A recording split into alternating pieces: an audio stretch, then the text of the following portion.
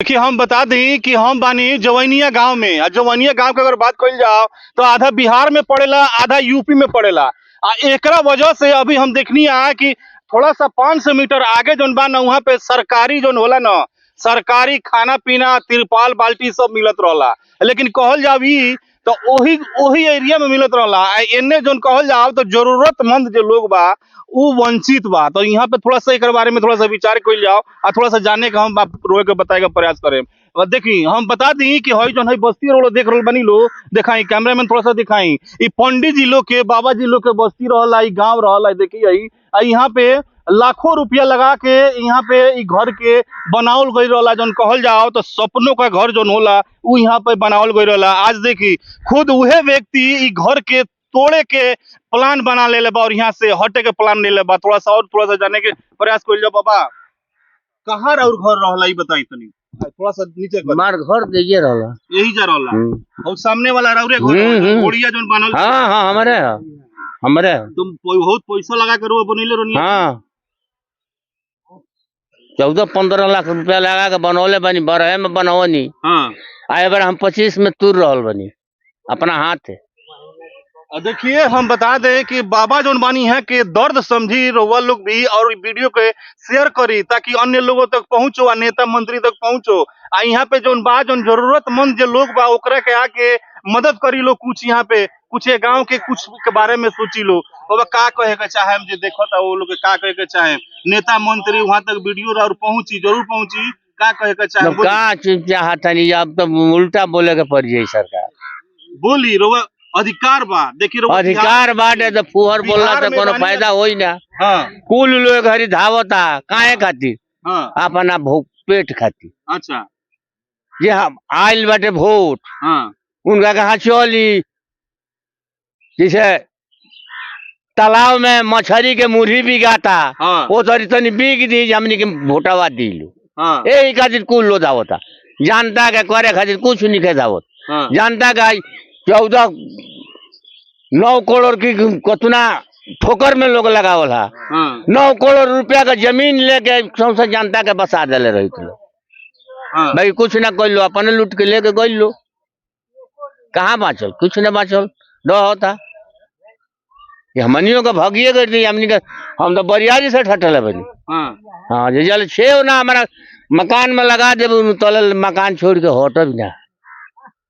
जब छेव लगा दिए अच्छा। वही घरी पर्दा दिया आई थोड़ा सा और जाने का प्रयास कर जाओ। अच्छा बाबा बोली कि हुआई रोल है नेता मंत्री बिहार के। सुनी ये रोड से हाँ ई रोड के कैसन बनले बलो जब ढाह लागू हाँ ती जाना तलो जो रोडवा डाइन है रोडवा के मूल मंत्र जाना तलो। अच्छा गाड़ी आवतिया धाई धाई जाती है। हाँ अच्छा ओ में रावा आदमी के हु मदद कोई तो मोटरसाइकिल से आइलो मुरही सूरही तो देश भर के लइका यही जे के ना जो नइखे ढोल हमनी के तो परेशान में जे के जैसे मकान हो। अच्छा खून पसेना हे पसेना घूम ली। अच्छा हे जैसे हाँ ये जैसे मकान हो पहले खून पसेना कर्जा का तो कोई के बरिस दिहनी जा मकान बनोनी जा। ए बार मकान हमनी के ढोई गई। और दोसर बात कि हमनी के मुरही के फेर में नहीं खींचा कोनो सामान के सामान निकालो कहाँ धरो कहाँ माल रखो यही में हमनी के छितराइल बनी जा। अच्छा जे भी आवता तो उने वाला जो सामान बा रोड धैले अच्छा या ऑफिसर लो माननीय नेता नु हवे पप्पू यादव तो कल आइले रहूं। अरे यार लेते पोजीशन पाइल बड़े। अच्छा वो जे बांट के उनिये बांट के आइल बड़े। ध्यान से सुनी उनिये बांट के आइल बड़े। आ केकरा के बंटले बड़े वो पोजीशन पर हम गोइल बनी। अच्छा जेकर मकान अपना आँखी से देखले ढोल 2-3 गो मकान ढाई गिरलिस। अइला के बाद विजयी के घर के यहाँ उतरल खड़ा भइले 1000 आदमी उनका के छापल। अच्छा उनकर केस हमारा से ना लोकल। लेकिन इतना सुनाई जे ये मकान किसका है तो फला आदमी को तो फला आदमी को बुलाइए। वो बेचारू रोत ढिमिलात छाती पीटत अइले। कहले ये बताइए आपके मकान है? तो हाँ सर। आपके नाम क्या है? तो फला यादव। 20,000 लीजिए। अच्छा रोका ना तब हई मकान तो फलना के उनको बोलाइए। हाँ। माने जेकर जेकर 4-5 गो मकान गिरल स्पोर्ट पर बोलोले वो लोग के 20,000 रुपया दिले। तोने के बाद बांध पर गइले और बांध पर का दिहले का ना हमनी कहते कहूँ केहू ना आइले। हाँ ई बात कहले बेरे जो मकान छूट गया उधर नहीं गए तो अपन अपन नाम पर लिस्ट हमारा दे दीजिए। और लिस्ट के कहाँ देहल के ना हमनी के सरकार माल गोरी 3 जगह अब सुनी गोइनी तिरपाल के एक जना आई रहे कई मुखिया कहले कि आपके तिरपाल घरे चल जाई। अच्छा वो जैसे खबर आई चलिए वो हमरा की हाँ ओहिजा गईनी तो कहले जे हो जा बंटाता है पंचायत भवन में।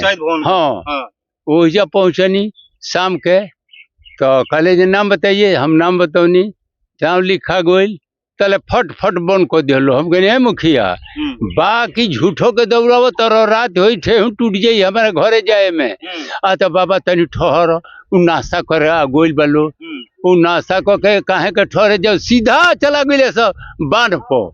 फिर हम फिर बिहान भले खबर दिले तो अभी कहता कर्मचारिया नहीं जी अब तिरपाल नहीं है नहीं है तो ना हम कहनी हमारा नाव काटो अच्छा मिलेगा मिलेगा अब वह एगो आई रहा तो हम कहनी अब ना आई ये तो बात एगो तिरपाल में चिन्हा गुलू एगो हड़िया के चाउ टोने से मालूम होता है कि सिंझा की नहीं। तो हम वो लोग को तौल लिहनी अब के करा भरोसा बानी नारायण के वो लोग के देला से कुछ ना हुई। लेकिन एक नागरिक हम बानी एगो आशा बा ये आशा पर उलो निराश को देता उतने अब हमको अब दूसर ना। और देखिए हम आपको बता दें कि बहुत यहाँ पे असमंजस वाली बात है कि जो जरूरतमंद लोग हैं उन लोगों तक कोई भी सरकार मुहैया करा रही उन लोगों तक नहीं पहुंच पा रहा है। यहाँ के मुखिया जी भी हैं मुखिया जी आए थे मुखिया कहेंगे हमारा हरिकृष्ण यादव नाव हो। अच्छा। अरार पर लास्ट में घर हमारे हो। हाँ अच्छा। देख ली इतने देखे के पोजीशन हाँ